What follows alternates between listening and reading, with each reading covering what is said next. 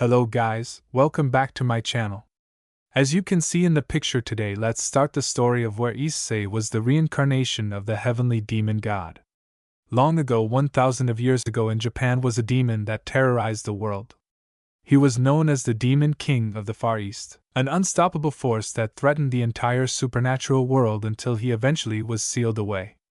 But through centuries of planning, someone was able to revive the soul of the Demon King into a human's body, which birthed the return of the demon that all the gods and Satans feared. But before we start, please consider subscribe to the channel and give this video a like. Don't forget to check the description for more information.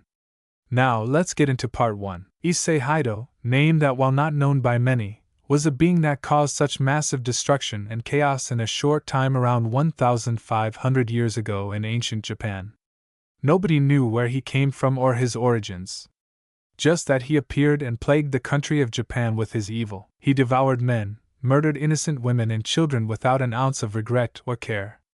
A calamity in physical form that threatened the entire safety of the human world and the other realms. He was mighty, so mighty that nobody could stand against him. Whoever tried met a terrifying end in the form of being literally devoured by the man-eating demon. Humans, angels, devils, gods, and dragons. It didn't matter to him. Issei devoured them all without a care in the world. Eventually, he was hailed as a supreme deity. Those who accepted their inferiority openly worshipped the demon god as their own god and sacrificed whatever they had to please the demon to spare them from his wrath. While nobody knew the demon's name, many started calling him Akuma. Nobody could stand against him. Even those blessed with the sacred gear weren't able to even remotely stand a chance against him. Issei simply didn't care who they were. He devoured them just for the sake of his own amusement. Eventually, Issei's hunger grew to the heights of the heavens. The demon rose from the lands of the earth and planned to conquer the heavens above and was almost successful. The gods were indeed stronger, but they couldn't stand a chance against him and soon found themselves devoured by the demon who slowly purged the entirety of Takamijihara from all their gods. Not even the Shinto pillar gods, Amaterasu, Tsukuyomi and Susanoo, were able to stop him, and eventually even they were devoured by the calamity known as Issei. In the last moment of defense, the Shinto creator god Izanagi bravely fought against the Demon King, who after a long fought battle, met an unfortunate end as the King of Calamity devoured the creator god. After Izanagi, the older Shinto deities all came and tried to fight Issei, but couldn't defeat him, which left the last deity, Ame no Manakanushi, who was the progenitor of the entire Shinto pantheon, fought and sacrificed himself to free all the gods Issei had previously devoured to finally seal away the demon for good. But the demon didn't die since his body and soul were too strong to be killed. His body was split into various parts along with his weapons that each carried a portion of his power and soul, to later scatter them in shrines to use them to create powerful barriers to protect Japan for the next millennia. The demon corpse and artifacts were heavily sealed in the human world to ensure nobody could use them for malicious reasons and to protect Japan from other mythologies that might want to start conflict with Japan. But after more than 1,500 years, in the middle of the night, was a young man with short green hair and matching eyes was walking through the empty streets. The woman was walking steadily as she headed towards a shrine temple high up a mountain as the woman, unbothered by the ominous atmosphere, eventually reached the gate below the small mountain. Here it is, the woman muttered to herself as she narrowed her eyes before dodging an attack from a spear from an armed guard. Halt! What are you doing here? The guard demanded as he readied his spear as a bunch of guards followed suit. The woman looked unfazed as her gloved hands showed a green aura as she prepared to fight. A demon? The guard asked as he recognized the aura's signature. But the woman said nothing as she dashed at the guard, punching him with her magic-enhanced fist that cracked his skull and sent him flying to a tree knocked out cold. The other guards tried to attack her, but she dodged all their efforts before knocking them all out unconscious or killing them if they happened to die from her fists. The woman didn't care though as she walked up the stairs and fought off anything that tried to stand in her way. From guards to traps, the woman handled them efficiently before making her way to the top of the mountain and standing right in front of the gate of the temple. After dealing with the guards, the woman let out a sigh as she pulled out a piece of paper before infusing her magic into it, which caused an orange magic to appear as a tanned woman with brown hair came out. So it's time, Kurumi? The woman asked as the green-haired woman named Kurumi nodded. Yes, Lady Kataria. Kurumi nodded as they both entered the temple. Immediately both sensed that something went off and quickly made their way to the center of the temple where a shrine was placed. That's the seal, Kataria asked as she inspected the shrine where a strange crystal-like structure was placed. Yes. That crystal uses the power of whatever it's inside to fuel the barrier around this town. From what I understand, the barrier is to keep others out, but recently this town is occupied by devils who earned the trust of the Shinto gods, which made them alter the effect of the barrier. This, however, gave me the opportunity to sneak in to come close, but I had to make sure that I had what it takes to break the seal. Kurumi informed as her eyes looked at the crystal with a look of longing and admiration. I see. So you think the power of office is able to break the seal? Kataria asked, but soon both felt more guards approaching. Yes, please use the snake now. There isn't much time anymore. Kurumi requested with urgency as the tan-skinned devil nodded before raising her staff at the crystal, which made a black-colored snake manifest out of it.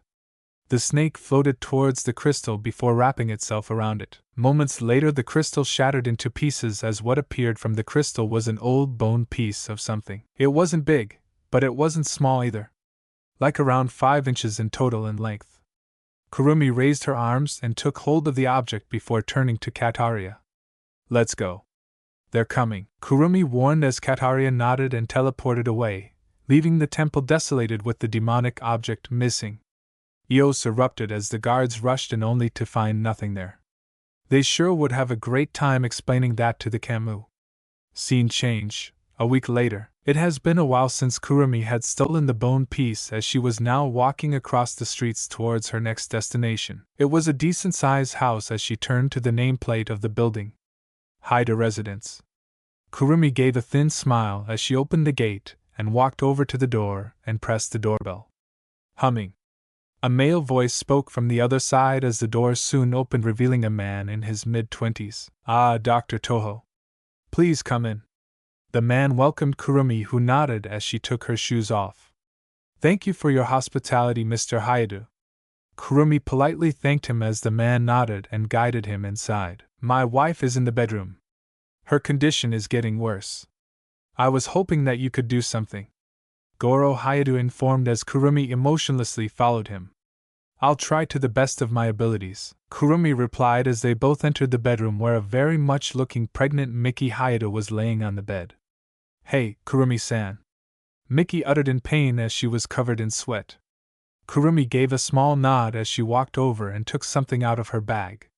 Their condition is getting worse, it seems, but I might have the solution. Kurumi showed a vial containing a red-colored liquid. This is a special medicine made from a unique animal. It is proven to have been able to heal someone from very deadly illnesses. It might work on yours, Kurumi informed before handing the vial to Miki, who without hesitation opened it and drank the liquid. Kurumi watched with interest as Miki's heartbeat and breathing became stable again. The pregnant human let out a comfortable sigh as she laid back down on her bed. Thank you, Kurumi. I feel much better now. Miki thanked as she quickly fell asleep. Kurumi nodded before turning to Goro. By the way, Mr. Hayadu, have you already decided on the name yet of the child? Kurumi asked out of curiosity as Goro shook his head. No, not really. I was too worried with my wife being sick that I haven't given much thought yet. Goro replied.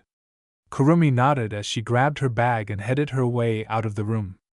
Well, if you can't come up with a name. The name of the person who gave me this medicine was Issei, just a small idea that you might want to think about. Kurumi informed before stepping out the room and leaving the house. Finally, after all these years, Master Issei will finally return to me. Kurumi thought before disappearing in the afternoon as the seeds of chaos just have been planted. 18 years later, a young boy named Issei Haida was on his date with Yuma Amano, a strange girl he just recently met, to ask him on a date and become his boyfriend. Issei, who was a hopeless virgin, accepted the offer without a second to waste, and guess what?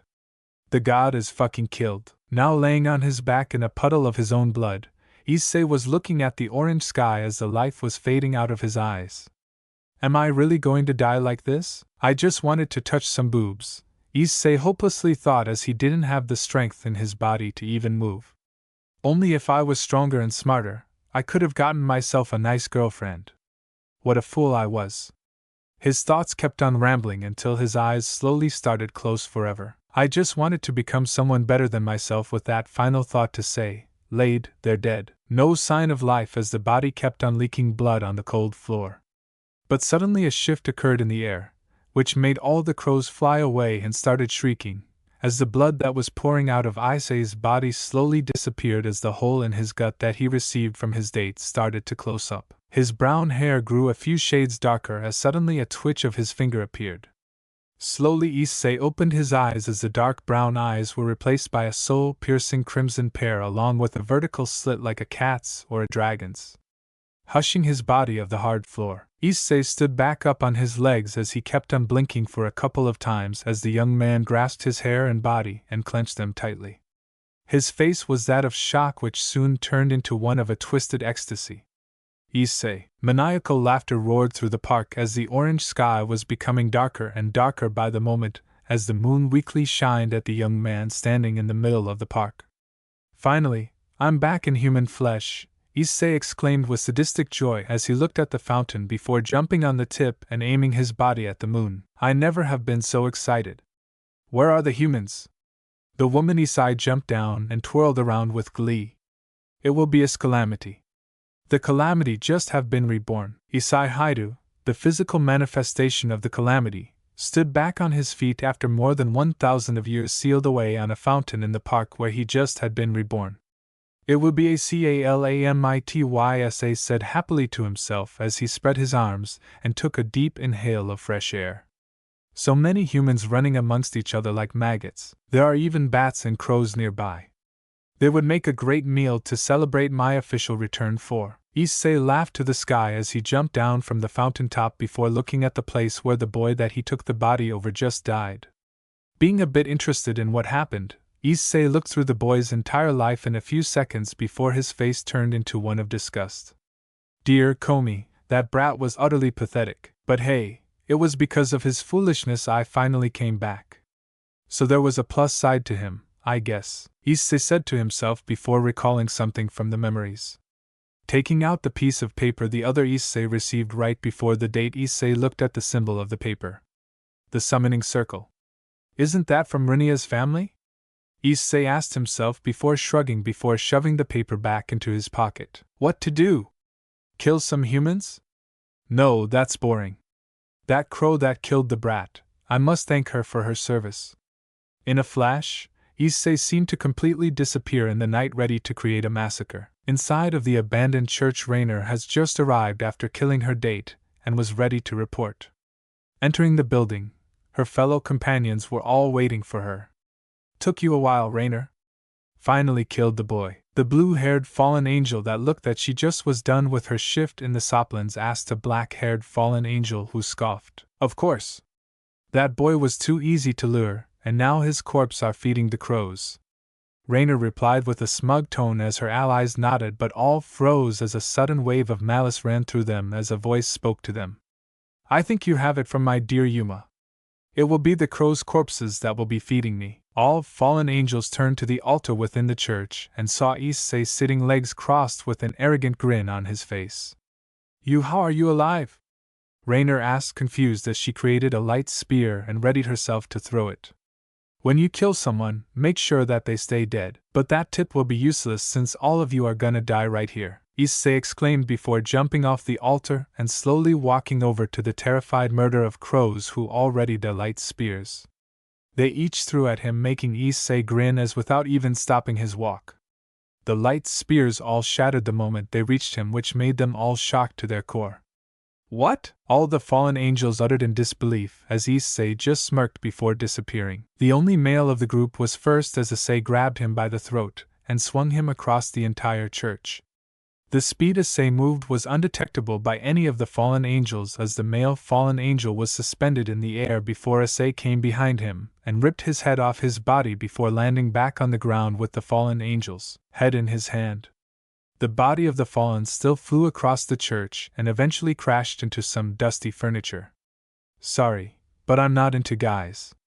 Issei casually informed before his hand seemed to completely absorb the head of the dead fallen angel, before he turned around and faced the three frightened girls, who all decided to make a run for it. But before they could even take a step, blood splattered all over the ground as both Rainer and Calawarna turned back around and saw their blonde companion, middle head flying in the air, while her body was torn to literal shreds, as only blood and bits of her were still visible. Sorry for that, but I can't stand those bragging little girls that have a stick up their ass.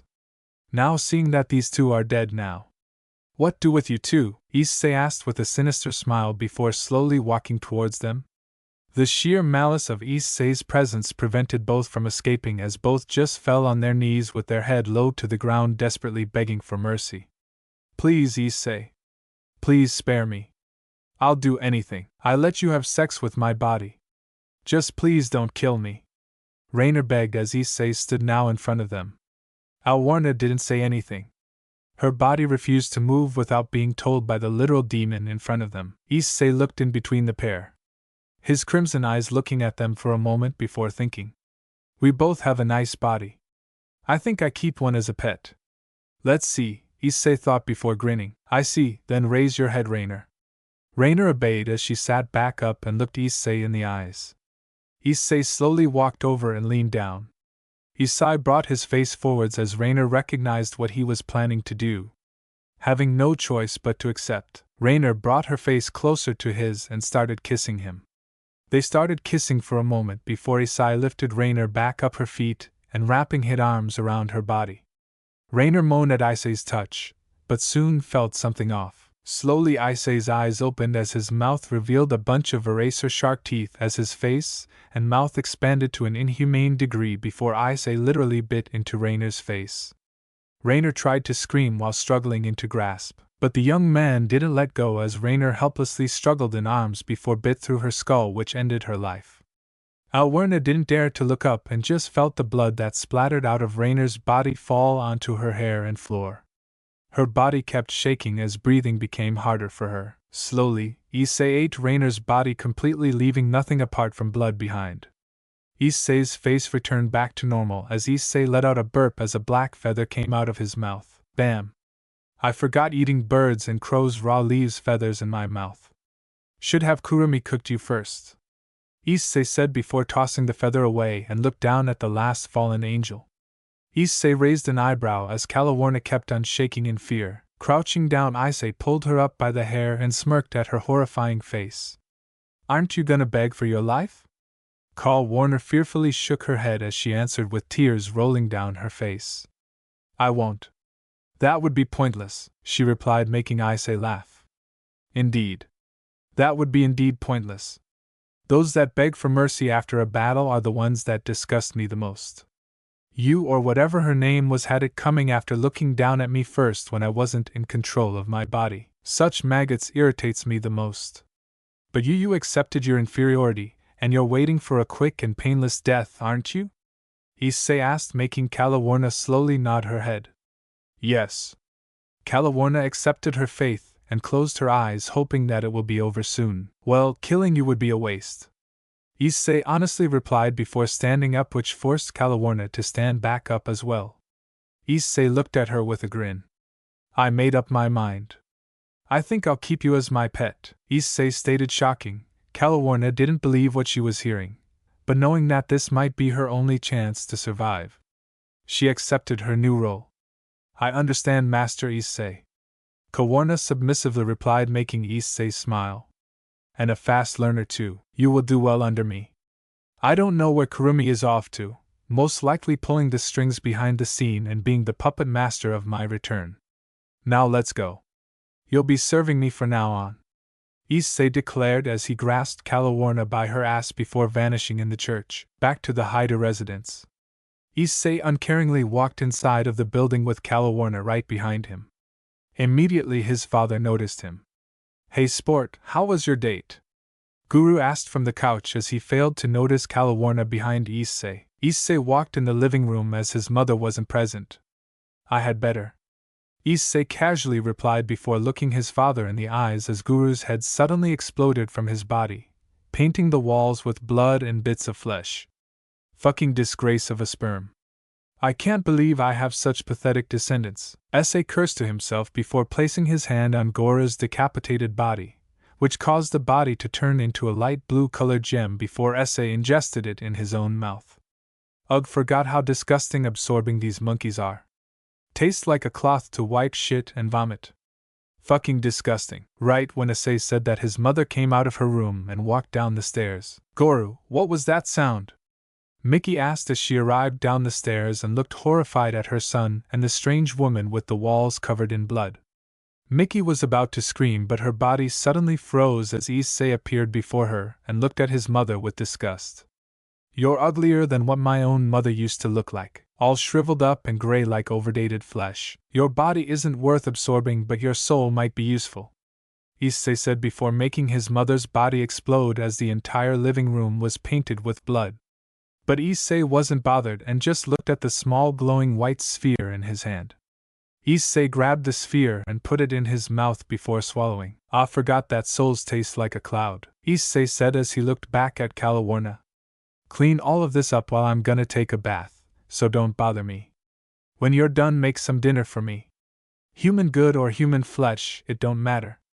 Just make something that you think will taste good, but if you fail to satisfy me, you'll become my next meal, Issei warned before heading upstairs, leaving a scared Calawarna who quickly started cleaning up the house. Somewhere else, inside of a dark and ominous room, the three leaders of the old Satan faction along with Rizvan Liv and Lucifer and Euclid Lucifuge were all present, as Kurumi Toho was in the room as well, while projecting a map of Japan that showed all different kind of locations. All of these are the locations of the shrines that keep one of the corpse parts and artifacts of the King of Calamity.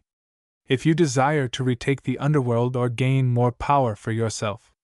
The corpse part that I found with Kateria almost 2 ago has already been used by a test subject that is currently running wild in Kwa. Now this is your chance to obtain the parts for yourselves and retake the underworld. Kurumi informed as all the leaders nodded as they all decided to go hunting for the parts of Issei Hayato. Now with those fools doing the dirty work, I can finally reunite with my master, Kurumi thought as she recently had sensed her master's return in the human world. So how is her chance to set things in motion? I can't wait to serve you again, my master. Laying inside of the bathtub of his home, Issei Hayato let out a comfortable sigh as the blood on his body drifted in the bathtub, while Issei looked at his new human body. I'm barely at 1% of my total power. It appears the Kurumi didn't feed this body one of my parts odd. Then she must be carrying my part with her, Issei then mused as he laid back before wondering. My body is fully human again with my powers being at the bare minimum. I can't access my demonic energy, or any of my abilities and techniques apart from devour. I can't be reckless at the moment, and trying to regain it through eating others will take too much time. Then I guess I let Kurumi handle looking and finding for my other parts before giving them to me. Issei then stepped out of the tub before drying himself with a towel and inspecting himself in the mirror. And this body was lacking in every department. Most certainly this thing, Issei said as he used what limited power he had to change his body a bit. It grew a few inches and his body became more refined with muscle. He gained a six-pack along with a good chunk of muscle like a pro swimmer's. He also made his nails sharper and turned them black along with some strange black tattoos that spread on his chest, back and arms. And lastly, little Issei also gained a growth spurt. After drying himself and taking a bathrobe from his father, Issei walked back down and saw that the entire living room has been cleaned up by his newest servant. Pleased, Issei walked over to the table and saw that there was a variety in food that was ready for him. Not bad, Issei complimented as he sat down and took a bite of some of the well-made rice and tempura. Kawana walked back in the living room wearing an apron and placed a bottle of soju. Here, master. Kawana filled a cup with the soju before handing it to Issei, who accepted it and drank it in one gulp. I'm good, Issei used as he continued eating and drinking for a few minutes until his plate was empty. Very good. It has been a while since I enjoyed some good human food. Almost forgot the taste of what regular food tastes like, Issei said out loud as Calawarna nodded. It pleases me you enjoyed it. Calawarna let out a breath of relief. It appears she will live another day. I can tell something on your mind. You are curious of who I am, right?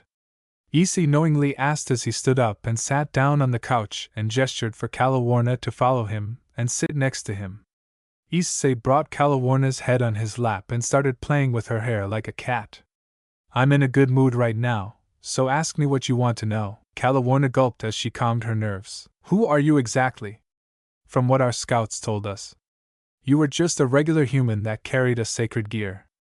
Calawarna asked, hoping not to anger her master, who silently kept playing with her hair before looking up and letting out a sigh.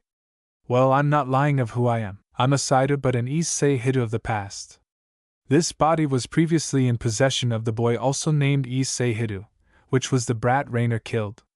I'm simply the soul of the past Issei Hidu who took over the current Issei Hidu's body after his death, Issei explained as he looked down at Calawarna. She could see half a face change to that of the brown-eyed boy Rainer was sent to kill.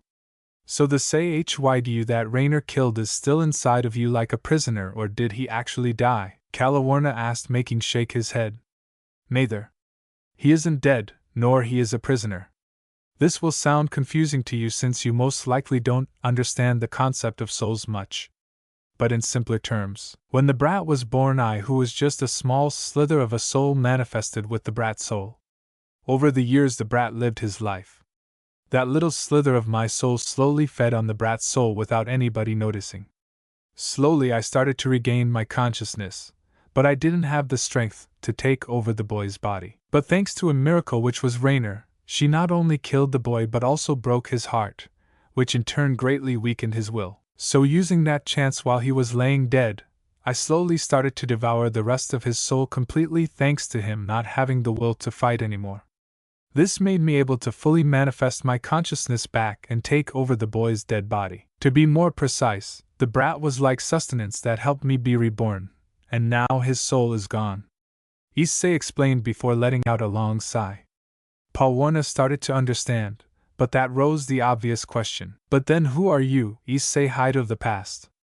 Calawarna asked, making Issei look down again before grinning maliciously. I'll let you guess. Ever heard of the Demon King of the Far East? Issei asked, making Calawarna think. After a couple of seconds, bells started to ring in her head as she recalled a book she once read about a demon that almost devoured the heavens themselves. A demonic deity that rose to beyond divinity itself. A demon that rose from the depths of hell all the way to the highest of the heavens, the legendary demon god Akuma. You mean demon god Akuma? Calawarna asked shakily, making Issei chuckle at a reaction, and calmed her down by pressing his finger on her forehead. Yes. I am him. Issei confirmed. Then you're the being that almost devoured all of the Shinto gods more than 1,000 years ago? She asked, making Issei nod before giving an annoyed look. I would have if it wasn't for that punkame no Manakanushi sacrificing his body and soul to revive all the gods I devoured before him in my stomach. Then all these gods tried to escape through my stomach, which made me forced to puke them all out, leaving me very vulnerable, which gave the change to Izanagi to slice me into bits with his sword. But I was smart, and split my soul and power amongst my sliced-off limbs and weapons, which allowed me to transcend death. Issei explained with a grin before looking back up at the ceiling. But now with that stupid punk gone, they won't be able to pull one like that again. So when I get my full power back, I'll finally devour the heavens and claim the throne as the supreme demon god. Issei declared, making Calawarna look in awe. However, another question rose as she couldn't help but wonder about something. Were you almost a demon? There were no records that explained your origin, Calawarna asked softly. Issei just raised an eyebrow before letting out another sigh. I wasn't a demon when I was born. I was once a human by the name Issei Hydu. You must have guessed by now, but this body I'm in and the father of this brat are actually my descendant when I was a human. Long ago, more than 1,500 years ago, I was once a heir to the Hydu clan. The Hydu clan were one or many that sought power, lands and riches. My family were in constant conflict amongst other families. I had a ton of brothers and sisters. But they all died in battle, assassination, or through suicide. I was the only one that kept fighting and survived each battle. Eventually, when I was a young adult, my father died and I became head of the Hydu clan. I had a ton of wives. I don't remember the exact count, but I think it was more than 50. Maybe even more. But that's not important. I had a ton of kids and lived a quite privileged life. Issei stopped as he looked straight with his crimson eyes narrowing a bit. But one fateful day I was abducted by an enemy clan. I was chained in their basement and tortured for months. I was forced to cannibalize other prisoners to prevent myself dying from starvation. They even forced me to kill and eat my own wives and kids, just for their own amusement.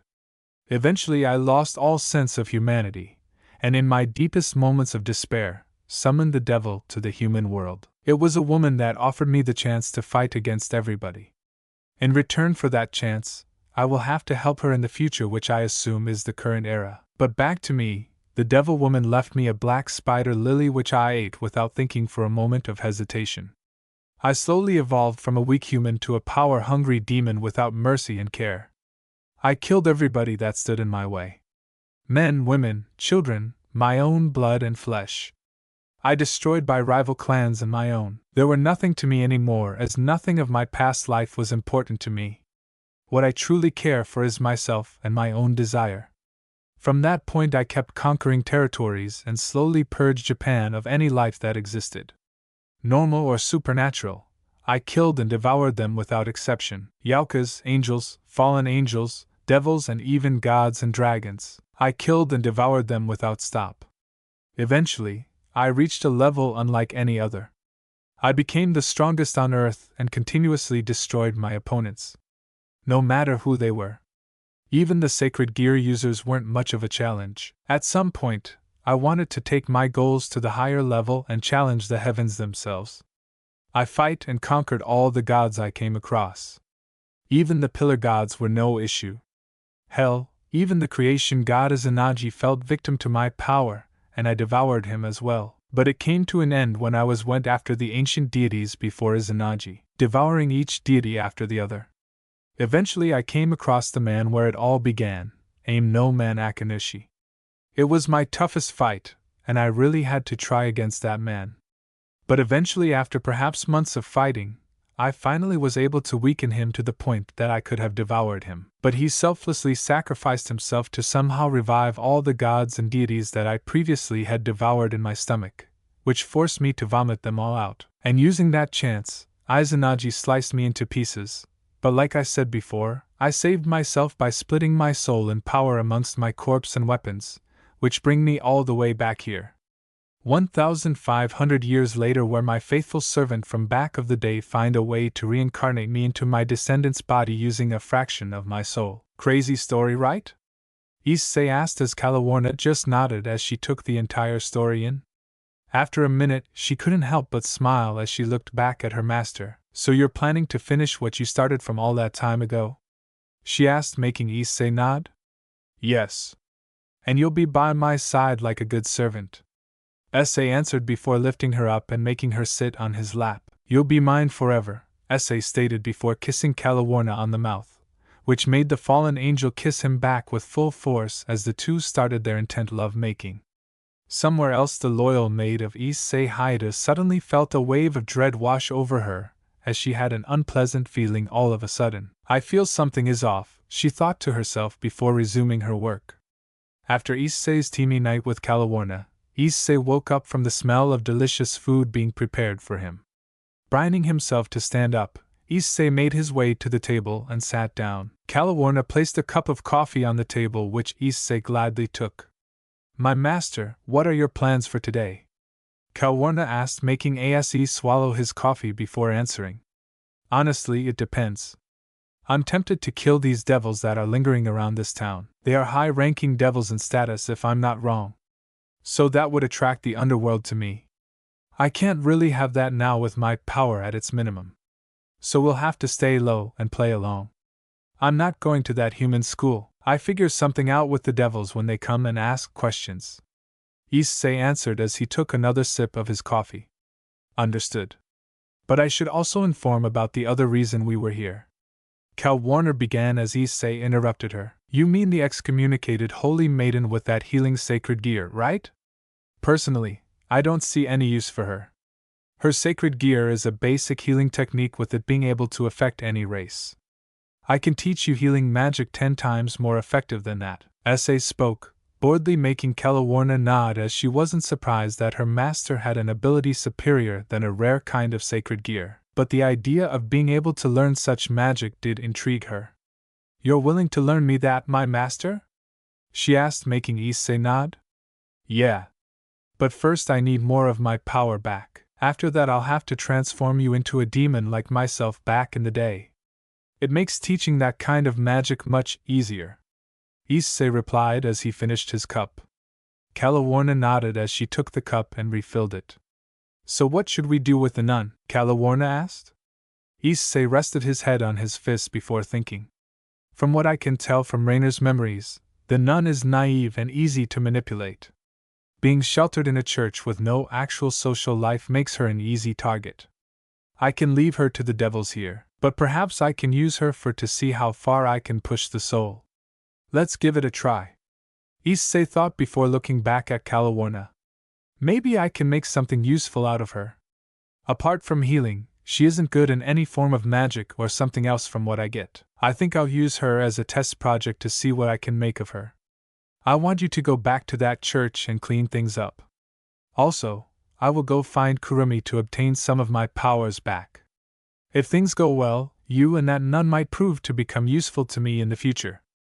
So go, and stay out of trouble," Issei ordered, making Calawarna shocked before nodding and teleporting away. Issei stayed by the table for a moment before thinking. "So first I need to get my body part back. Kurumi surely has one, but about the rest that will be difficult. Second is the nun. She is supposed to arrive in this town one of these days. I have to make sure to find her before the devils do. And lastly, way about the devils. As much I want to kill them, bringing attention to myself so early wouldn't be a good move," Issei thought to himself before standing up. "Ah, fuck it. Let's kill some people." Issei then disappeared from his house and reappeared somewhere in an old dusty building where he felt an odd demonic energy signature. Walking in the building without any care, Issei appeared in the house without even having to open the door as he watched the devil happily feasting onto a poor human woman that looked to have been raped as well, judging from her shattered clothes. "Having fun there?" Issei asked with a grin as he walked towards the devil, who turned to him. "Back off, punk. She's my meal," the devil shrieked, which made Issei grin as he looked at him and his breakfast with a smirk. "Trust me, friend, she doesn't look appetizing to me in the first place. But you on the other hand would make a good snack." Issei's voice scared the devil, who stood up and fired a demonic energy blast at Issei, who just kept grinning as the blast dispersed before it can even touch him. What the devil yelled as Issei just chuckled. "But cuckoo, a simple attack of demonic energy won't be able to kill anyone, dear. You have to polish it more before you use it, like this." Right when Issei said that, the devil suddenly had a giant hole in his chest, which surprised him as Issei didn't even had moved at all. He looked down at chest in disbelief as he failed to notice Issei coming close to him and placing his hand on his shoulder. The devil couldn't even utter a word anymore as his body was suddenly warped into a small dark red gem. Issei took the gem into his mouth before swallowing and letting out a sigh. However, Issei suddenly felt a pain in his stomach, which made him barf back up what looked to be some kind of chess piece. "The fuck is that?" Issei asked as he inspected the little bishop piece. He can tell that it contained demonic energy along with a strange magical complex formula. Being curious, Issei raised the bishop piece to his mouth and focused his energy into his teeth and bit through the bishop piece before turning it into bits and swallowing it. After a moment, Issei opened his eyes as he absorbed the magic contained in the crystal. A reincarnation magic spell along with an enslavement spell. Interesting. Maybe I can use that for Calawarna. I should test that out, Issei said as he then used a magic circle to call someone. He previously didn't have enough magic energy to do this. But now, thanks to that devil, he had enough to make a call to an important person. "Hello?" A female voice answered the call. "Hello, Kurumi. I hope you haven't forgotten my voice," Issei replied, making the woman on the other side of the call let out a happy sigh. "I can't never forget your voice, master. I've missed you," Kurumi stated, making Issei chuckle. "I know you have my Kurumi, but I assume you already know why I call you," Issei said, making the maid nod. "Yes. I'll be at your side this instant." Kurumi replied before cutting off the call. Issei didn't have to wait long as a green magic circle appeared beside him and Kurumi appeared out of it. Good to see you, my dear. Issei grinned as the maid went on a knee with a smile. I'm honored to be back by your side. Kurumi's voice was filled with admiration as Issei mentioned for her to stand back up. Good.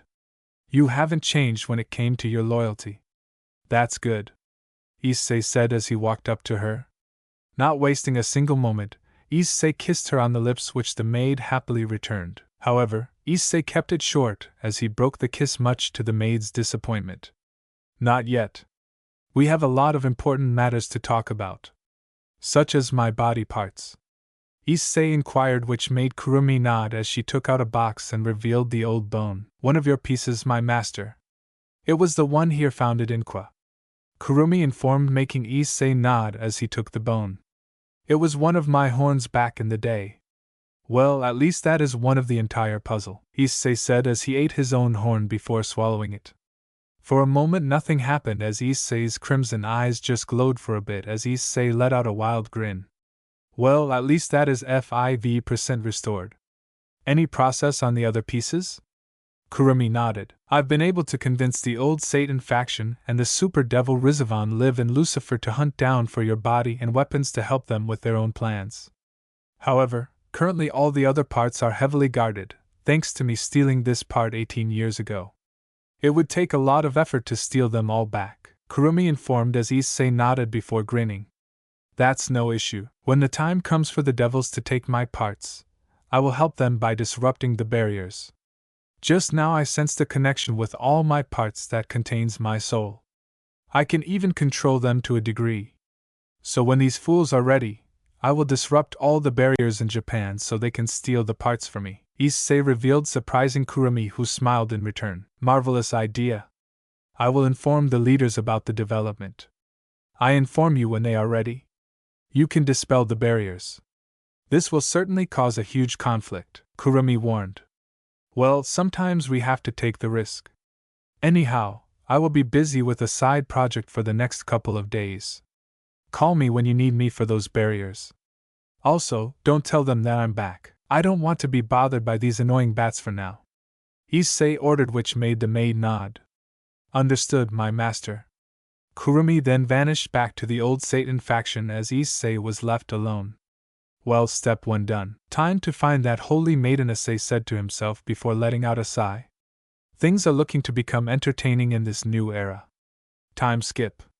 A young girl with blonde hair and green eyes was walking in the park, confused and lost. The girl looked around while holding a large suitcase and failed to notice a bump on the ground. This made her trip and almost fell down, but something caught her. Hey there.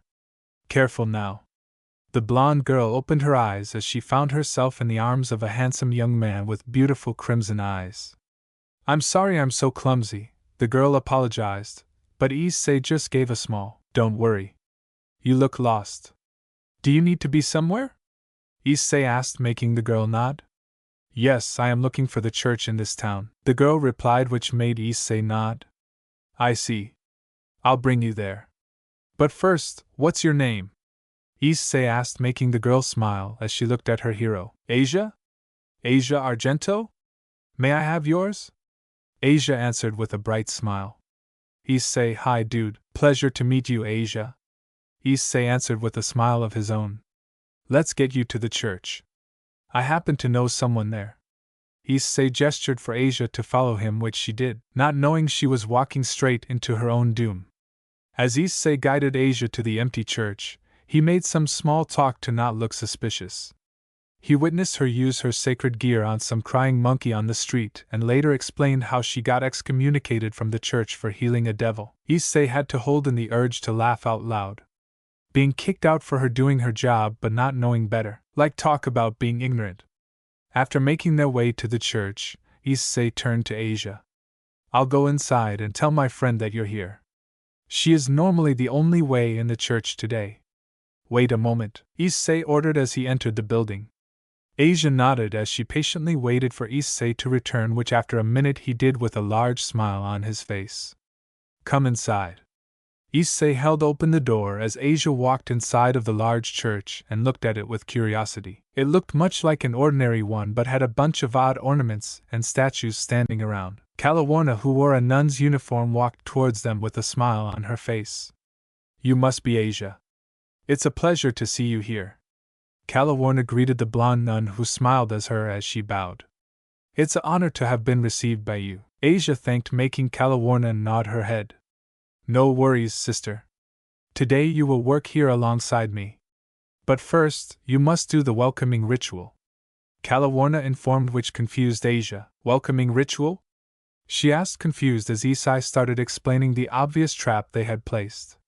"Here in Japan, those that want to deepen their relationship with God have to partake in the welcoming ritual, which is a ritual where the person completely submit their body, mind, and soul to allow God to welcome you into His embrace and purify you of all your sins. It would also allow you to become forgiven of your past sins," Issei explained, which immediately piqued Asia's interests. It was her goal to repent for her past actions, so without a moment of hesitation, she accepted. "Please allow me to do the ritual," Asia begged, making Issei turn to Calawarna, who nodded with a smile. "Of course. Please wait while I set up the ritual." "Issei, sir, would you please assist me?" Calawarna asked, making Issei nod. "Of course. I love to help others." "Not," Issei replied as he walked towards the altar, as he looked to Calawarna with a suggestive look. "Sister Asia, please follow me. We have to put you into the appropriate clothing for the ritual," Calawarna informed as Asia followed her to the back. "Yes. Thanks." Asia followed Calawarna to the back rooms where Issei was left at the altar. A massive grin morphed onto his face as he cracked his neck. "Time to go to work. Last time I turned someone into a demon was Kurumi. But that was through my blood and power. I can't do that now, which means I have to use another method to transform them. And I have found the way to do it." Issei thought as he recalled the events long ago where he was the one responsible, a human now turned demon like him. Kurumi's transformation happened through transfer of his blood and bit of his power. This made Kurumi the same kind of demon that Issei was. But now that Issei was back to mostly human, that leaves Issei unable to use his blood to transform them. But thanks to Issei finding out about the evil pieces through that stray devil, he found another way to transform them. Through the reincarnation formula that was present in the evil pieces. But Issei tweaked them a bit to suit his desires more. "A regular demon would be useless to me. I need to first know what I'm dealing with," Issei thought before creating a very complex magic circle on the altar. He inspected the magic circle before nodding. "This ritual spell will allow me to affect her soul and body at the same time. If I understand correctly, the evil piece transfers the demonic energy that was stored by the king and transfer it to the servant, which allows it to alter their biological DNA while also keeping their original DNA, making some form of hybrid," Issei thought as he saw that Calawarna was back with Asia, who wore a very transparent gown. "The ritual circle is ready. Please lay down on it and close your eyes," Issei introduced as Asia nodded and followed his instructions. Stepping up the altar and laying down on her back, she instinctively held her hands on her stomach together like in a prayer before closing her eyes. "This ritual is quite complex. Please don't try to resist it, Asia," Calawarna informed with a large sadistic smile as she watched Issei stand behind the altar with a smirk of his own. Calawarna stood by Issei's head and started to say forth a false prayer to calm Issei's nerves. Slowly the ritual spell went into effect as Issei's body was covered in a multicolored aura as the nun felt her whole body was being affected in a weird way. While Asia was laying down, she failed to notice Isaiah raising his hand towards her. "Submit your body and soul to your new god, Asia Argento." He sensed that Asia started to lose conscience as he placed his hand on her head and grinned. "Devour." In an instant, Asia's body slowly started to morph itself into a small green gem into Issei's hand. "Naive fool," Issei said as he looked at the green gem before swallowing it into his mouth. Letting out Issei looked back at the magic circle and aimed his hand towards it. Calawarna looked confused. "My lord, what are you exactly doing?" she asked. "This magic circle is a special made reincarnation spell that I created. But before I can use it, I needed to record Asia's body and soul into my own body. After that, I can summon her soul from my body and give her a new body since her old one was utterly useless. Now, I'm deconstructing Asia's original body in my stomach and reconstructing it at the same time. Now, I'm also tampering with the girl's memories. Her whole life I altered any important memory she might have. Her love for God and the church has turned into nothing but pure hatred, thanks to her unjustified excommunication. And now she believes I'm her new God. Well, it isn't wrong to be fair, but still hilarious how easy it is to fuck with someone's life. It's ready, Issei stated as from his hand a blacking aura erupted as slowly the new body of Asia Argento was placed on the altar. Alwarn immediately noticed that the body was changed to much her master's desires more. It was taller by a couple of inches as well. Also, the hair became an ash-white color compared to the original sun-kissed blonde hair. Also, her assets have gone up a bunch of sizes, being at least a decent C-cup. Now time to place her soul into her new body. Issei grinned as from his hand a greenish sphere flew from his hand towards Asia's new body and slowly entered it. And lastly, the reincarnation spell, Issei said as he activated the magic circle on the altar, and Asia's body was surrounded by a green blacking aura. After a moment the aura died down as Asia slowly opened her eyes, revealing a pair of golden eyes with vertical slits similar to that of a dragon's. Welcome back to the land of the living, my Asia. Issei greeted the former nun, who blinked before smiling at him and stepping off the altar before bowing. It's an honor to meet you, my lord. Thank you for learning me my place, Asia said with conviction which surprised Calawarna. The voice was the same, but the tone from the shy girl was gone completely. Good. Now listen here, you aren't a human anymore. You're a demon like what I used to be and soon will be again in the near future. I have given you a lot of abilities and potential to become useful to me. If you failed to meet my expectations, I devour you again. Understood? Issei asked while pressing his foot onto Asia's head. Yes, my lord. I'll do my best to meet your expectations, Asia replied with determination, making Issei nod. Good. Also, when I devoured you, you lost your sacred gear. It has something to do with the system of that fool Elohim. But not it was very useful in the first place. Here, stand up, Issei ordered as he removed his foot from her head, as Asia immediately stood back up as he commanded. Issei closed his eyes and concentrating his energy a bit. Issei then revealed his hand, showing a pair of rings. Issei then grabbed Asia by her shoulder and shoved the rings into her body. Asia had to resist a moan as her body felt her body being covered in a black and green aura before it died down. Take these as my gift to you. They are made to store souls inside of to use them to enhance your magic in any way. I've already put the souls of my parents and Rainer into them, but you will have to steal more souls to further its effects, Issei advised, making Asia nod her head in understanding. I understand. Thank you for this gift, Asia thanked, making Issei nod before thinking. I have to you both myself, since Kurumi will be busy for the time being.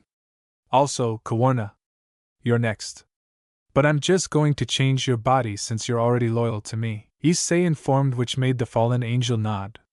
Issei walked over to her and placed her hand on her shoulder. Ever.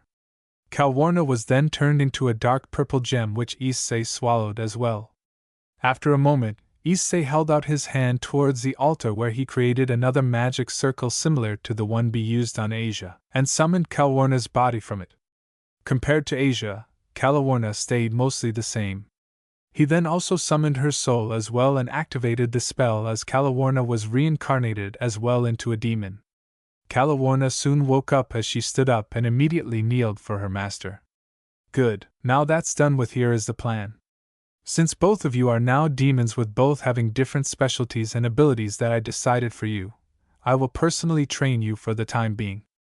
I figure out a secluded place for you too. The train and this church will be used as my base. Disappoint me in any way and I'll dispose of you without a second thought, understood? Both girls immediately nodded. Yes, my lord. Both girls replied in unison as Issei grinned. Good. Now time for both of you to offer your bodies to me, Issei declared, as both girls happily obliged into serving their master with their body in the abandoned church. A day after Issei had transformed Calawarna and Asia into demons, Issei decided to finally meet up with the devils. It was a school day, but he intentionally decided to be late so these monkeys wouldn't bother him too much. He left Caliwarna and Asia in the church after placing a barrier to protect them. After entering the school building and using the auras of the devils, Issei found his way to the student council. Not even willing to knock, Issei opened the door and looked around. Only the student council president, who was shocked to see him, was present. "Sup, water bat?" Issei addresses Sona as he closed the door behind him and walked over to her desk without a care in the world. Issei, "Hi, do? How are you alive?" Sona asked, confused. "I came back from the dead. Anyway, we have to talk about." Issei sat down and crossed his legs. The aura he gave off was a total 180 of what the pervert used to be. Also, the big problem was that how in hell was he back alive? From Ria's reports, Issei was killed by the fallen angel after she seduced him to go on a date with him. Okay. Sona took a second to regain her bearing as she pushed up her glasses before looking at Issei. "What do you wish to talk about?" Her question was answered by Issei pulling out of the piece of paper that had the Gremory family crest on it. Sona immediately recognized this and already got a feeling of what he was going to say. "When I went on my date with that crow, a familiar gave this to me. I assume you already know what is going on here. That red-haired bat wanted to use this summoning circle to come close to me after I was killed, and then enslave me with that piece of crystal you uses to reincarnate others into devils," Issei explained before letting out a grin. "Uro was lucky that I didn't accidentally summon her there. Or else she would have met a very early death." Word shocked the Citri heiress. It sounded so sinister and malicious. Like there was no way that this was the same as the pervert from before. Also, the glowing crimson eyes were also a dead giveaway. "I see. But that normally would be the case for Issei Hayadu. But who are you then, stranger?" Sona asked seriously with a bit of her aura leaking. Issei's grin didn't falter as he let out a portion of his own aura which immediately dominated Sona's. But he kept it in check so that only she could sense it. "Not bad, girl, but would you believe me that I'm actually also Issei Hayadu?" he asked, making Sona look confused before asking. "As in an Issei Hayadu from early Japan. I've read once about Japan's history that there existed a Hayadu clan around 1,500 years ago." "Would you mean you are someone of that family of that time?" she asked while trying not to show her obvious fear. Issei blinked as he didn't expect her to figure it out that easily. Issei couldn't help but let out actual laughter. "You know your stuff, girl." "Yes, I'm someone from that era reincarnated in my own descendant," Issei admitted before resting his head on his fist. "Then answer me this. Are you aware of the demon known as Akuma?" Issei asked, making Sona slowly look even more serious as she nodded. "Yes, demon god Akuma, or better known as Demon King of the Far East. The demon that single-handedly nearly destroyed all of Japan and the entire Shinto heaven. His corpse and weapons are what shields Japan from threats from the outside. However, the corpse part that protected Kwa almost 2 decades ago has been stolen by someone of the old Satan faction." Sona answered, making Issei whistle as the girl knew her stuff quite well. "Damn girl. How about you write my autobiography right now while you edit?" Issei joked as Sona's body became tense. Was this man in front of him really the Demon King that dominated the entire Shinto pantheon by himself? It suited crazy, but her instincts were telling her that this man had the arrogance of a king and the presence of a conqueror. Her mind slowly gave into the thought as Issei grinned at her pale face. "Why, you are really him?" she asked with a quivering voice as Issei let out a loud sadistic laughter. "Do you want to destroy this school with everybody in it to prove it?" he asked while raising a finger that showed a small ball of demonic energy. "No. Please don't. I understand you are the Demon King of the East, but what are you doing here, revealing this to me?" she asked nervously as Issei toyed with the small demonic sphere that can easily blow up the entire school of the map. "Getting to know the people in charge of this town. I know you and the redhead are calling the shots here. Also, you two are related to the current kings of hell. Right.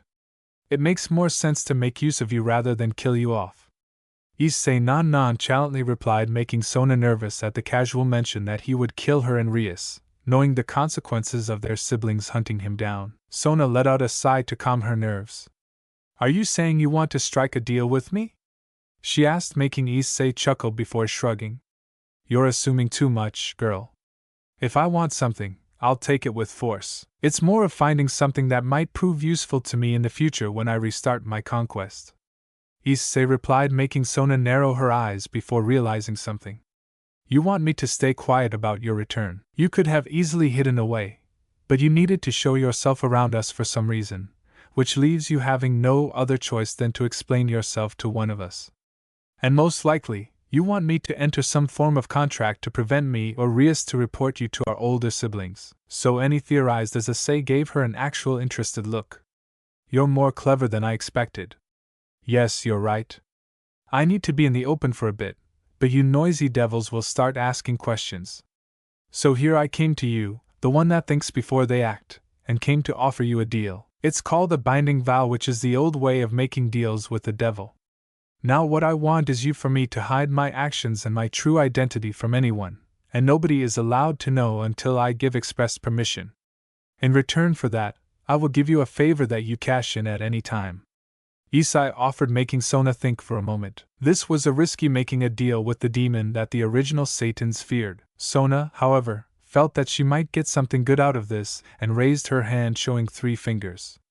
Free favors. And then I'll accept to your conditions, Sona stated, which made Issei's brow ache in annoyance. However, he did like that this girl had the balls to challenge him like that. Fine. I accept those conditions. Issei accepted as the two felt a shift in their body as the binding vow has been created. Standing up, Issei started walking out of the room, but before leaving he turned to her. Don't worry, I won't destroy your little school for now. I'm busy with my own plans. Also, when the red-haired bat asks questions, tell her that I'm someone she should avoid at all costs. And if she doesn't listen, then I'll beat her up badly that she'll have to learn. But I won't kill her or any of her slaves. But that is say he left the student council and walked through the halls of the school unbothered. He walked past a few classes and was about to walk down some stairs until a voice called out to him. And where do you think you're going? Issei cursed his luck as he looked to the side and saw Riz Gremory standing there high and mighty on the top of the stairs. Home, Issei answered unbothered as he stepped down and was about to leave, but his path was blocked by Akino. RR. Not so fast there, CUT, Akino teased as Issei had to urge to vomit. That lost. Issei's words made Akano suddenly move her body without her even realizing, which surprised the queen as she turned to Issei. Stop, we just want to talk. Ria's voice called out, making Issei annoyed. He turned to the pair of girls and gave an annoyed look. What do you want? I'm a busy man, Issei asked, annoyed as his urge to decapitate them was insanely high. What are you doing here, Hide? You should have been dead.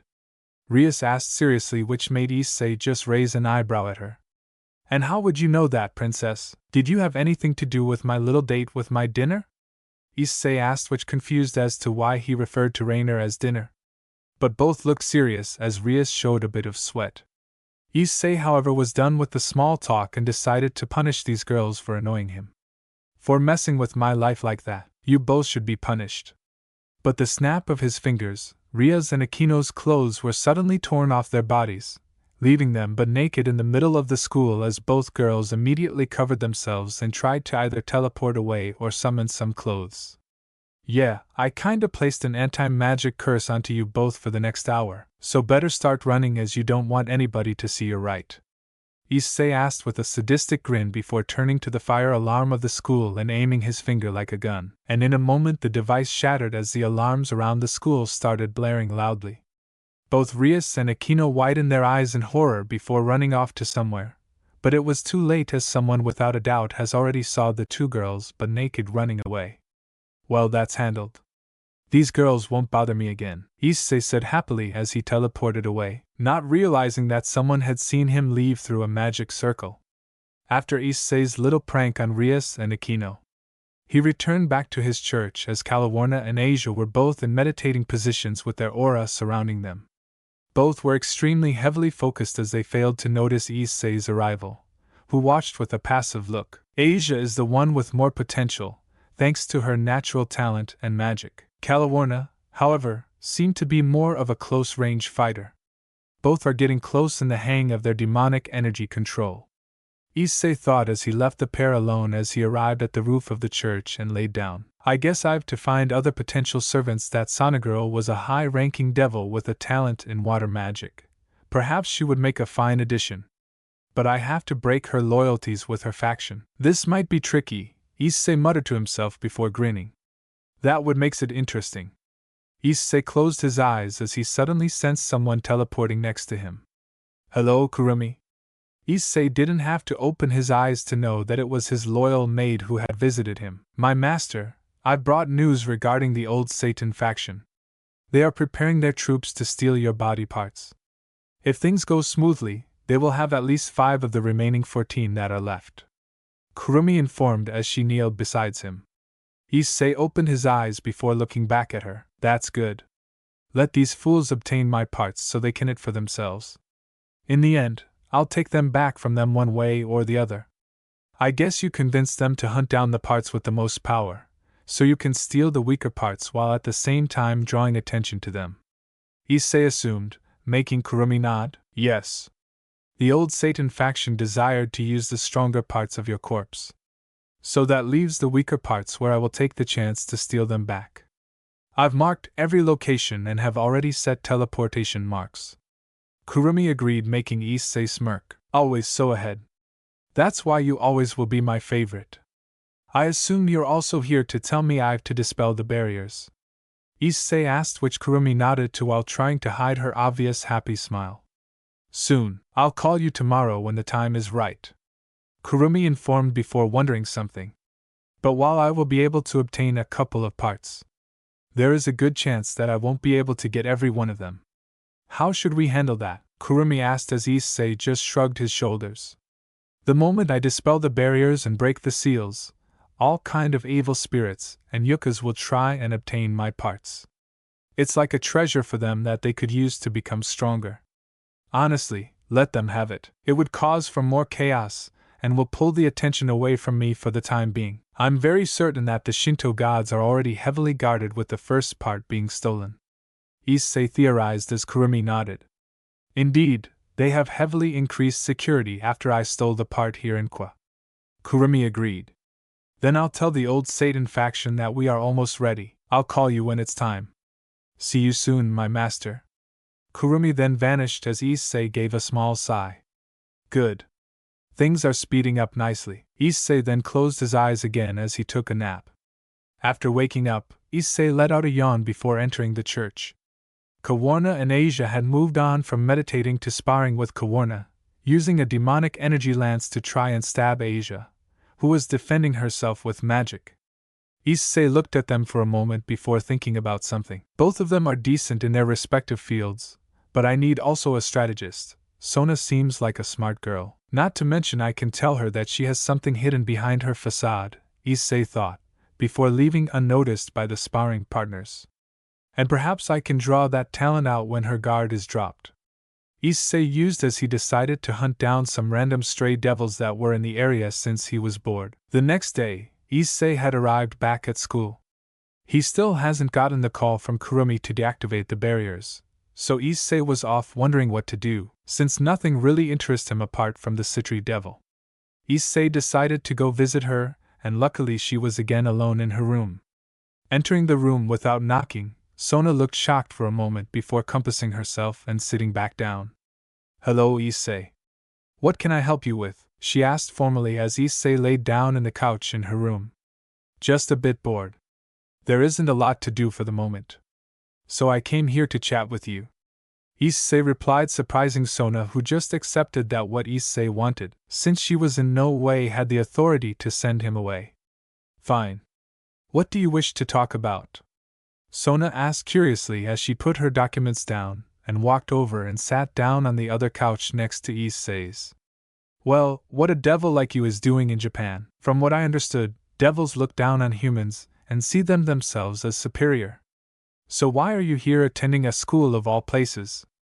Issei asked, making Sona let out a sigh. Well, it was mostly Rias who demanded that we went to Japan, since she is very interested in Japanese culture, and what not. The reason why I'm here is to learn about human education, Sona answered, which made Issei raise an eyebrow. For what reason would you want to do that? He asked as Sona had a distant look on her face. My dream is to open up a raiding games school in the underworld for the lower class citizens, Sona answered without looking Issei in the eyes. Issei, however, could see something else within Sona. Is that really your dream? Issei asked, making Sona look surprised as she nodded. Of course. Why would I lie about that? She asked, confused as Issei sat up and gave a smirk. Is it because you gave up on something else? Like your original dream? Issei asked with a knowing smirk as Sona grew a bit nervous as she failed to look Issei in the eyes. Then no, my dreams were always to help. Sona stopped as Issei suddenly appeared by her side and made her look at him with his hand grasping her chin. This surpassed the people around you, right? I can tell you have this aura of longing and desire when I first met you yesterday. It confused me, but after realizing who you are, it started to make sense. You're the younger sister of the current Devil King Leviathan, who is also the strongest female devil alive. This means that you automatically were placed in her shadow the moment of your birth. Also, people look at your friend Rias Gremory, who obvious is more eye candy out of you too, which leaves you again in someone else's shadow.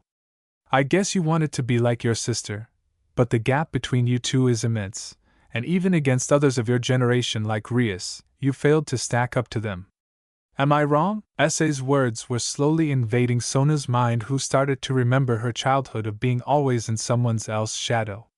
From her older sister to her childhood friend, she always was forgotten by everyone. Apart from the Citri name, she was nothing and always would have been. She once had the dream to become someone even greater than her sister, and showed that she was simply more than the heiress of the Citri clan. But slowly when she grew older that dream faded away. So that's why Sona tried to do something out of the norm, to somewhat gain attention and rise in popularity. However, slowly Sona started to realize that her goal of opening a raiding games school will probably never meet the light of day. Sona couldn't help but slowly clench her fists in anger, as those old memories of her past started to haunt her. Turning back to Issei, she gave him a glare as her violet eyes started glowing. Yes, I wanted to become someone greater than my older sister. I wanted to become stronger and better than Rias, but I failed. I can't seem to understand why I can't grow stronger, Sona muttered as Issei looked at her eyes for a moment before smirking. Because you gave up on your hunger for power when you wanted to start that stupid school. You wished to surpass your sister, right? Then you should go and train like no other, fight and learn through battles and devour anybody who dares stand in your way. Destroy your enemies and let those who observe quiver in fear of your might. That is what I did back in the day, and look at me. I'm a demon that successfully had dominated the entire Shinto pantheon if it wasn't for some bullshit move. To gain unlimited power, you should drown anybody and anything in your path.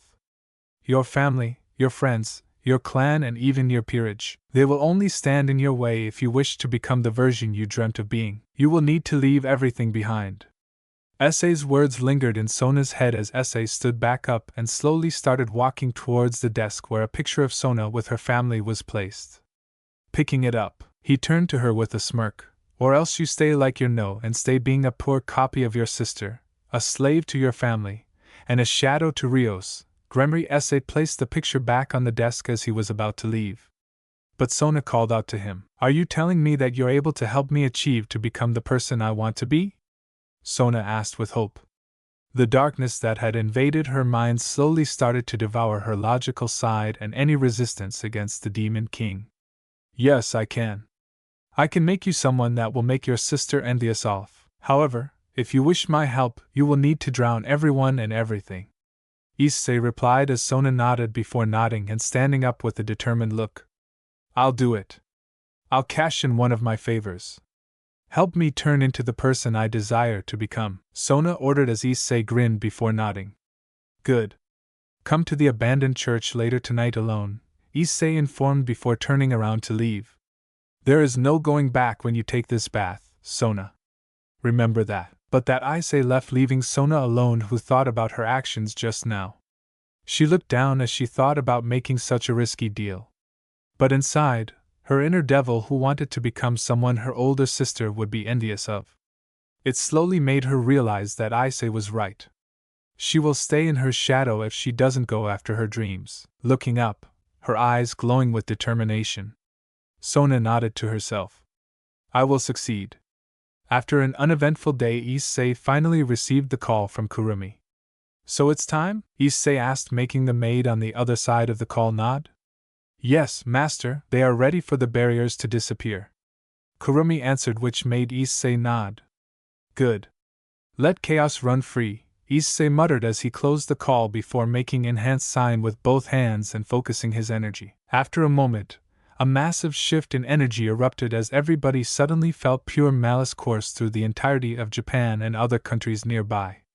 Issei had dispelled all the barriers that protected Japan by making the seal that was using his parts and weapons go into overdrive, which was possible with each piece containing his soul, allowing him to remotely control them from a distance. Issei could feel chaos erupting in Japan.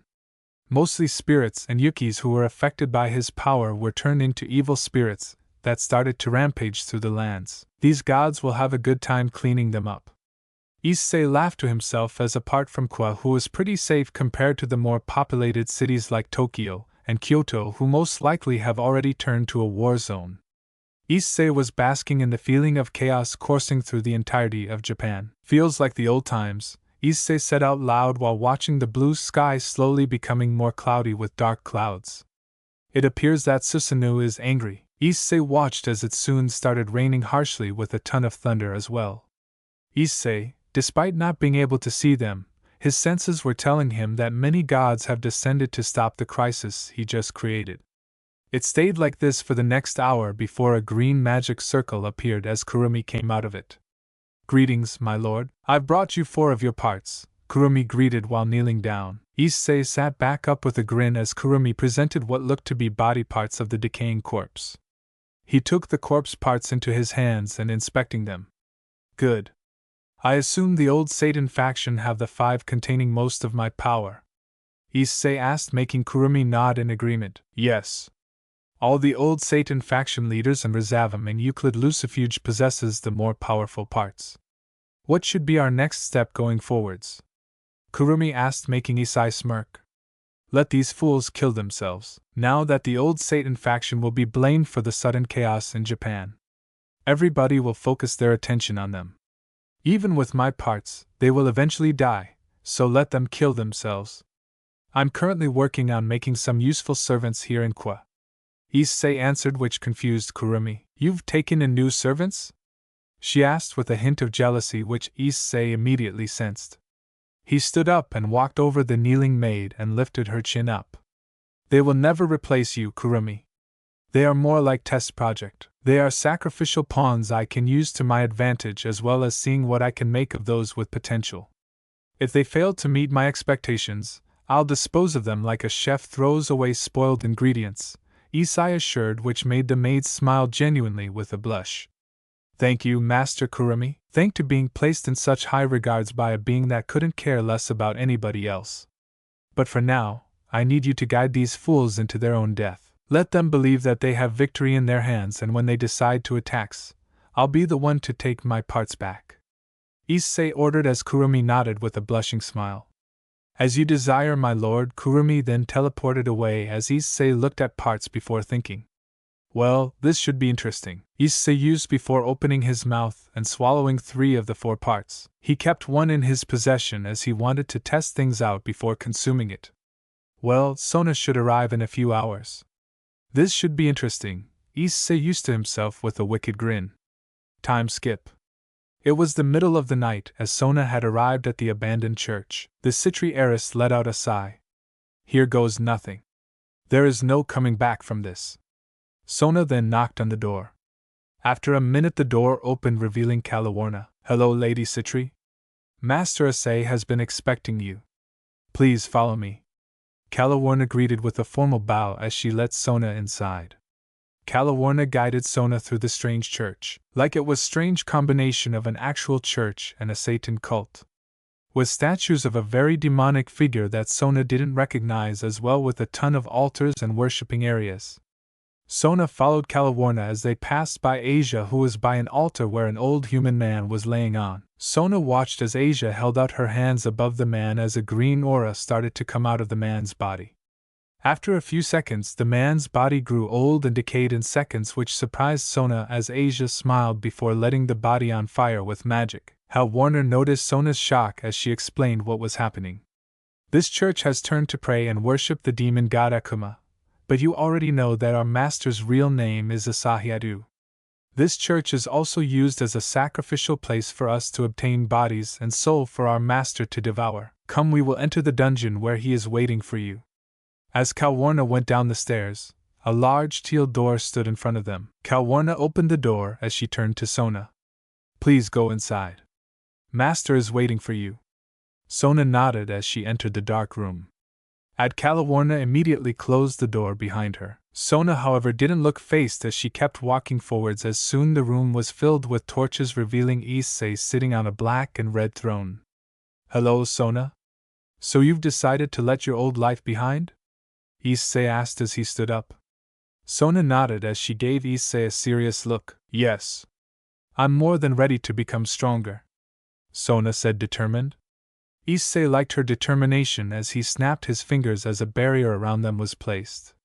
Sona felt something familiar from the magic coming from the barrier. Time manipulation, she asked, making Issei nod. Indeed. You wish to become stronger, yes? Well, training you will take a while, so that's why I'm using this. This barrier turns 1 day and this barrier equivalent to 1 hour in real time. So each day you will spend your night training here. That will be around 7 to 8 days worth of training with only 1 night being spent. Issei explained as Sona's eyes widened. Such a drastic opportunity to train 7 to 8 days worth of training in 1 night pretty much allows her to gain much more experience in a very short time period. So what are we training for tonight? Sona asked as Issei simply shrugged. The very basics. So let's start with you, Sona. You're part of the Citri clan. That means you have a natural talent over the element of water. But something is off. Are you perhaps also part of another clan? Issei asked curiously as he created a seat for Sona and himself to sit on in the middle of the dungeon. Sona sat down before nodding. Yes, my father is the head of the Citri clan. But my mother was actually from the Valafar clan before they became extinct. My mother and older sister are also members, but I have a deeper connection to my mother's clan than my sister. They symbolize the symbol of the snake. However, back in the Civil War, the Valafar clan allied themselves with the old Satan faction and became extinct as a result. However, my mother, who was already married to my father and became a Citri, stayed with the Citri clan and was able to hide any record of her being affiliated with the Valafar clan. My sister didn't have any connection with the clan power-wise, but I do. I've obtained a very rare power within the Valafar clan which is known as the Snake Eyes, but my mother had sealed them away for my entire life because I will be treated with hostility even more if I revealed my eyes. Sona revealed before letting out a sigh. Issei looked curious as he leaned forward so he could see into Sona's eyes. And I assume you can't access that power because they are sealed away? He asked, making Sona nod. Damn, even with that blessing, your family still finds a way to hold you back. Well, I can easily break that seal if you allow me, Issei offered, which made Sona nod immediately. Yes, please. I always wanted to be able to use my eyes, Sona pleaded as Issei just nodded. He could have asked for another favor, but that would clash with the favor she had cashed in beforehand. And even he can't break a binding vow, no matter how powerful he becomes. Bringing his hand towards her head as Sona closed her eyes, he softly pressed his index finger right on her forehead and focusing his magic a bit. Devour. Immediately Issei absorbed the seal placed within Sona's mind that was blocking her other demonic power. Soon a violet aura surrounded her as Sona opened her eyes, showing that her violet eyes stayed the same color. But like Issei, her eyes showed a more vertical slit pupils. Everything all right? Issei asked. Sona blinked a few times as she looked around. After a few moments, she smiled as she turned to Issei. I can see much clearer now. I've read in the history of the snake eyes. They are a pair of demonic eyes that allows the user to see the flow of magical energy within anything and read magical sequences with a much higher precision. My grandfather, the father of my mother, was the last wielder of the snake eyes before me. He was actually the head of magical academics for high-ranking devils before the Civil War. Sona informed as Issei nodded as his interest has peaked. Much higher precision. That means she is more capable of learning high-level magic, perhaps even learning to use holy energy. There are very few devils that can use the holy element, since it requires much higher level of demonic energy control. It's a gamble, but I'm willing to risk it. Issei thought to himself before nodding. Interesting. We will start with the basics of learning demonic energy control.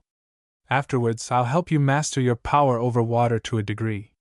You don't have to even use a magic circle for it. That would do it for this night. Issei explained as Sona nodded. Issei snapped his fingers as the seats disappeared as the dungeon showed a bunch of training dummies, punching bags and magic crystal. Issei turned back to Sona with a large wolfish grin. Hope you're ready for hell, Sona, because you're not going to be standing after tonight. Sona gulped at the lingering threat, but she swallowed her saliva before looking determined. I'm ready, Sona assured as her training arc began. Thanks for listening to my video. Don't forget to like, share, subscribe and comment below your favorite part. Sayonara, see you in the next video.